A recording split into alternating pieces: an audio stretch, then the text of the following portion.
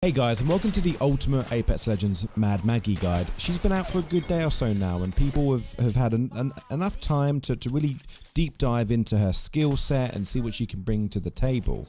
Whether that's using her ultimate to escape or synergizing her abilities with the likes of Octane and Revenant. Mad Maggie brings an insane kit to the Apex Legends games. Her passive, titled Warlord's Ire, not only gives her a speed boost whilst holding a shotgun, but also the ability to temporarily highlight enemies when they are damaged. But this isn't as overpowered as it sounds, although it is another scan ability, which as a Bangalore main myself, it did send me to sleep last night crying. But Mad Maggie's tactical is awesome. I am loving the ability in the meta right now. I'll explain later on in this video why this tactical is so good. But in short, people play cover very well, especially in the higher ranks. So when you take that ability of cover away, people are left scared. Now what else can scare them? Mad Maggie's ultimate, Wrecking Ball, which has some interesting uses to say the least. One of which is to obliterate the enemy Gibraltar, or to escape with it. Now I'll break down this video into chapters, but first I'll go into her abilities, then I'll break down some good legends to pair with her, and finally what guns I would personally use. Now Mad Maggie's passive, Warlord's Ire, is something that caused a lot of friction in the Apex Legends community before she was released on February the 8th. First of all, she gets a huge boost when holding shotguns. This is great for various reasons. But I do think you need to be a shotgun user to really benefit from playing Mad Maggie. So if you aren't and you want to play Mad Maggie, I would really advise, getting to use them, learn them a little bit more. The Mastiff is a great shotgun because it's very easy to use. The Peacekeeper is the best shotgun, but it's very hard to master as opposed to the Eva and the Mastiff. Now, as I was saying, the main reason why this passive is awesome is because you can strafe with it. So similar to Bangalore with double time, it really throws the enemy off when you can move at such a pace.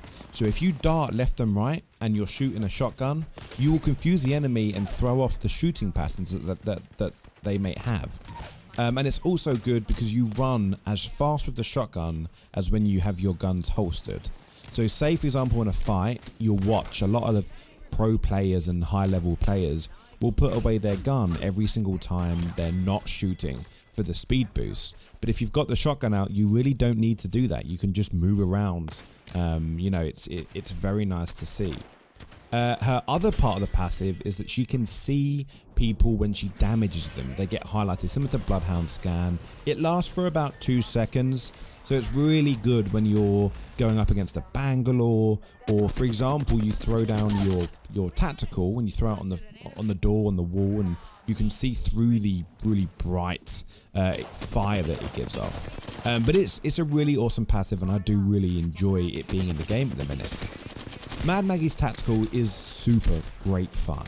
Finding something to pierce Gibraltar's bubble, nothing has in the Apex Legends games just yet. This is the first thing to penetrate Gibraltar's bubble. But it's also good at destroying one of the main things that separates high level players from medium level players. So Maggie shoots out a device that penetrates the cover and deals continuous damage in the direction that you throw it. This can go through Rampart shields, it can go through Lifeline ultimate care packages, normal care packages, but you will run into issues when facing a Horizon, as her abilities can really screw with your abilities. Both your Wrecking Ball and Riot Drill, that's the passive and the tactical and the ultimate, will get shot up in the air if Horizon puts down her gravity lift. It also unfortunately doesn't bounce off Octane's jump pad, which I think if you can imagine that, that'd be hilarious, but it doesn't do that. Now Maggie's drill has a 22-second cooldown and can't be destroyed, so you want to be using this pretty much all the time. A tactic that I used on last night's stream was shooting it to the right of a box and then forcing the enemy to the left, only for me to spray them down because I was already aiming there. Now you can stand in front of doors and block it, and you can shoot it at the door to output damage to the enemy blocking the door. It's a really cool, it's a really cool tactical in terms of what people have. I really like what it's brought to the games, but what I most like is, as I've said, taking away the cover. A lot of high level, pro level players will literally stand behind a wall, pop out, shoot, but you stop that from happening, which can take away a huge part of their playstyle. Now, Mad Maggie's ultimate, Wrecking Ball, is super cool. It can absolutely decimate legends, and it allows you to catch up to someone very quickly if you're chasing.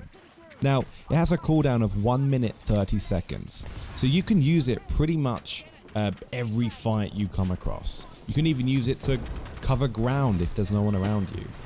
But one way I used it, and I found it to be incredibly useful, and people might not use it this way, is to escape the enemy team. Now, for example, we knew that we were disadvantaged and used the ultimate to escape and get out of there. And it was pretty quick and pretty safe, allows us to shield up, you know, kind of get our health back and then go back into the fight and win it. Now, the speed boosts do not stack. So you can't run, so you can just run in a straight line. You don't have to hit everything like a ping pong ball or a gumball machine or a ping machine. I don't know what you'd call it, but you don't need to do that. You can just run in a straight line and run over them. They don't stack with Octane Stim. They don't stack with Bloodhound's ultimate. You get a certain speed boost depending on what's going on.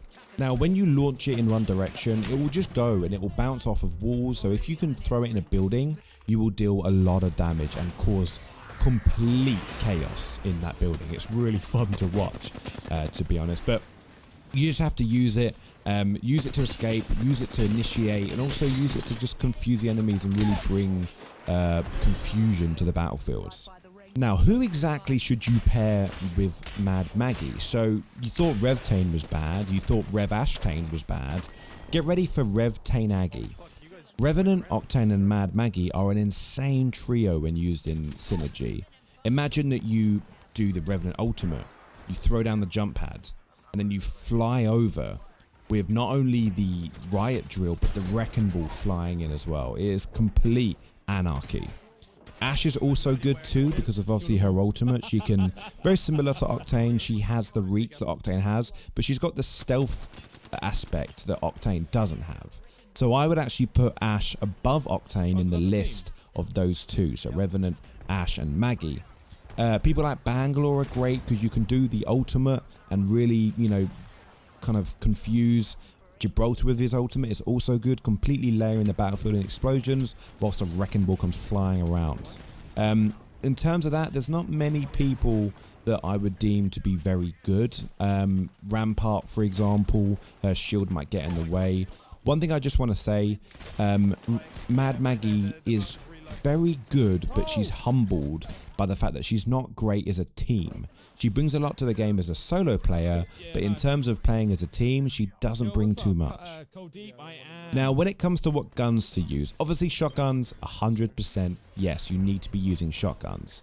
But what I will say is that you can use things like a sniper. You can snipe and then you can get in pretty quickly using the ultimate. You can stand back and then throw the ultimate in and then follow up and get into the fight really quickly, and that's a lovely tactic to use as well. I personally would stick close to medium range. I wouldn't advise the snipers, but I'm just saying you can use them. But I would advise for medium to short range, using guns like the R301, the flatline, and then using shotguns as well, or even trading out the assault rifles for SMGs as well. That's what I would use. Now, I hope you enjoyed this guide, guys. If I missed anything, please let me know in the comments below, so we can help everyone get better as Mad Maggie, but also so that I can know and I can kind of correct things if they're wrong. I hope you have a great day, guys, and we'll see you on the next video.